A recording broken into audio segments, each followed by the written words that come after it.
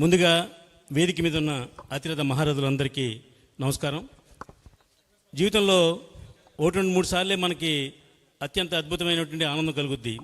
ఒకటి పెళ్ళైనప్పుడు, లేకపోతే పిల్లలు పుట్టినప్పుడు, మూడవది ఈవేళ. ఎందుకు గర్వంగా చెప్తున్నానంటే, నేను 116 సినిమాలు తీసినప్పుడు ఇంత ఆనందం లేదు.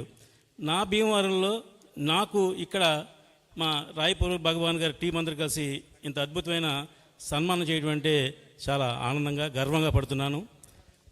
ప్రతి సక్సెస్ వెనుక చాలామంది సహాయం ఉంటుందండి. నేను 1990లో జీరోతో భీమవరం వస్తే 2003లో హీరోలా నేను హైదరాబాద్ వెళ్ళి సినిమా ప్రపంచంలో అడుగుపెట్టా. హైదరాబాద్లో వెళ్ళినప్పుడు ఇక్కడ నన్ను వెన్ను తట్టి ప్రోత్సహించిన వాళ్ళు చాలామంది ఉన్నారండి. ఒకటి, భీమవరంలో నాకు అత్యంత మిత్రులు శ్రీ బొండాటి రామ్మోహన్ రావు గారు. ఆయన వల్ల నేను ఇక్కడ ఒక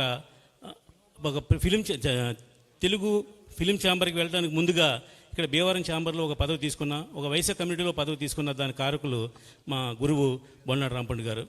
అలాగే సినిమా ఫీల్డ్కి సంబంధించి ఏ విషయం తెలుసుకున్నా నా గురువు జూపూడి విశ్వనాథ్ గారు. ఆయన గోవర్ధన్ టాకీస్ ఉండేది.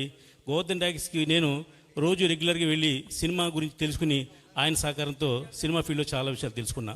మూడో వ్యక్తి నాకు నిలువ నీడనిచ్చిన నా మిత్రుడు, నా బంధువు నేరల ప్రవీణ్ గారు. అలాగే నాలుగో వ్యక్తి విజయ బ్యాంక్ మేనేజర్ బ్రహ్మాజీరావు గారు. జీరోలో ఉన్న నాకు, నీకు నేను లోన్ ఇస్తాను, నీకు అంటే లోన్ ఇవ్వటానికి నా దగ్గర ఏం ఆస్తి లేదు, నీకు ఏంటని అడిగితే నా ఇల్లు ఉంది కదా, అది పెట్టి నీకు లోన్ ఇస్తానని చెప్పిన గొప్ప వ్యక్తి మా విజయ బ్యాంక్ మేనేజర్ గారు. ఇప్పుడు ఈ నలుగురితో నాకు పని లేదు, కానీ ఈ నలుగురు గురించి ఎందుకు చెప్తున్నానంటే, మినిమం కట్టేసే అనేది ప్రతి మనిషికి ఉండాలి. ఆ నలుగురు నాకు వెన్ను తట్టి ప్రోత్సహించి నన్ను ఈవేళ ఈ స్థాయికి రావడానికి సహకరించారని చెప్తున్నా. అంటే డబ్బు ఇస్తేనే సహకరించినట్టు కాదు, ఓ మంచి మాట ఇచ్చి కూడా సహకరించినట్టే.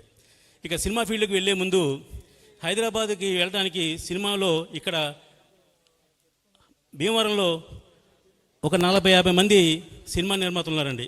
వాళ్ళందరూ ఓ సినిమా 5 సినిమాలు 4 సినిమాలు తీసి వాళ్ళ వ్యాపారాలు చూసుకున్నారు. కానీ ఇక్కడ బోసురాజు గారు అనే నా మిత్రుడు నాకు సినిమా ఎలా తీయాలని చెప్తాను, నేను సినిమా దగ్గర నుండి తీస్తాను మీకు పదండి అని చెప్పేసి నన్ను ట్రైన్ ఎక్కించి, నేను వెనకాల ట్రైన్లో వస్తున్నాను, మీరు అక్కడే ఉండండి, నేను వచ్చేస్తాను అన్నారు.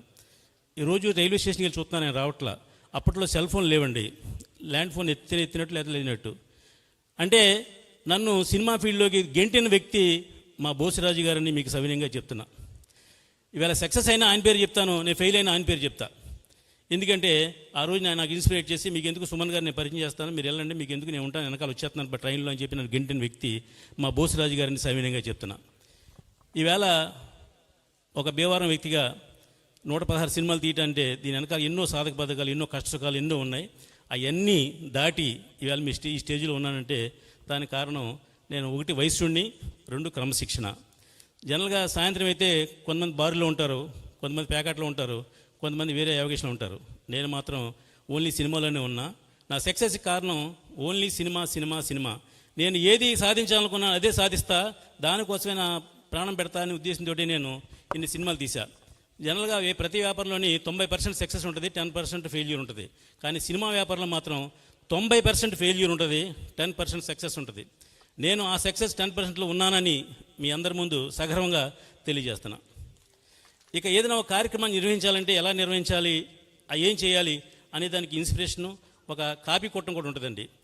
రాయపూర్ భగవాన్ గారు ఏ కార్యక్రమం చేసినా చాలా అత్యంత అద్భుతంగా ఆ వ్యక్తిని ఎందుకు తీసుకొచ్చాం, ఎందుకు సన్మానం చేస్తున్నాం, ఆయనకి సన్మానం ఎలా గౌరవించాలి, ఏదో శాల్వేసి పంపించేయడం కాదు అనేది విజ్ఞత నేను రాయపూర్ భగవాన్ గారి దగ్గర నేర్చుకున్నా.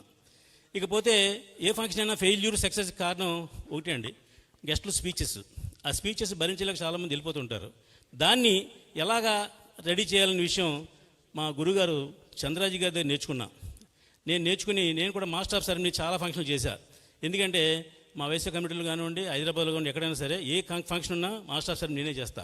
ఎందుకంటే ఎవరిని ఎక్కడ గౌరవించాలి, ఎక్కడ పెంచాలి, ఎక్కడ తగ్గించాలి అన్నీ నేను చంద్రాజీ గారి దగ్గర నేర్చుకున్నా. ఇలా ఒక అంచెలంచెలుగా ఎదుగుతూ నాకు కోట రామకృష్ణ నా క్లాస్మేటు.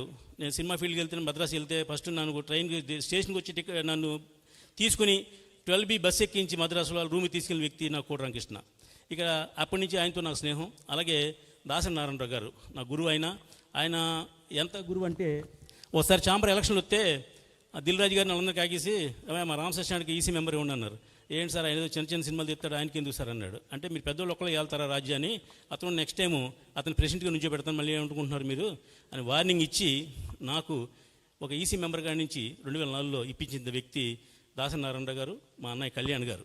ఆ తర్వాత ఈవేళ వరకు ప్రతి ఫంక్షన్లో నేను ఎంటెండ్ ఉంటూ గురుగారితో ఆయన మరణించిన తర్వాత ఆయనకి మర్చిపోకూడదనే ఉద్దేశంతో దాసరి ఫిల్మ్ అవార్డ్స్ అని చేస్తున్నాం. అలాగే నా మిత్రుడు కోడి రామకృష్ణని మనం ఈ తరం మర్చిపోకూడదనే ఉద్దేశంతో కోడి రామకృష్ణ ఫిల్మ్ అవార్డ్స్ చేస్తున్నాం. ఆ అవార్డులు అక్కడ అందుకున్న వాళ్ళు కూడా ఇక్కడ చాలామంది ఉన్నారు. మా భగవాన్ గారు కానివ్వండి, తాడేపుగూడెం రామారావు గారు కానివ్వండి, మన మానాపురం సత్యనారాయణ గారు కానివ్వండి, రంగా నరసింహరావు కానీ వీళ్ళు చాలామంది ఉన్నారు. వీళ్ళందరూ కూడా ఇక్కడ అవార్డులు ఇవ్వడం జరిగింది. కాబట్టి భవిష్యత్తులో నేను మరిన్ని మంచి కార్యక్రమాలు చేయడానికి ఈ సన్మానం, ఈ సత్కారం నాకు ఉత్సాహాన్ని ఇస్తుందని చెప్పి మీ అందరికీ తెలియజేస్తూ, ప్రతి సంవత్సరం దాసరి పేరు మీద, కోటి రామకృష్ణ పేరు మీద చేసే ఫిల్మ్ అవార్డ్స్కి సేవారంగం, సినిమా రంగం, కళారంగం నుంచి, నాటక రంగం నుంచి మేము ఆహ్వానాలు పంపుతున్నాం. వాళ్ళందరినీ కూడా గుర్తిస్తామని తెలియజేస్తూ, నాకు ఈ అవకాశం ఇచ్చిన మా టీం మెంబర్స్ అందరికీ కూడా మరొకసారి సవినయంగా నమస్కరిస్తున్నాను. థ్యాంక్ యూ అండి.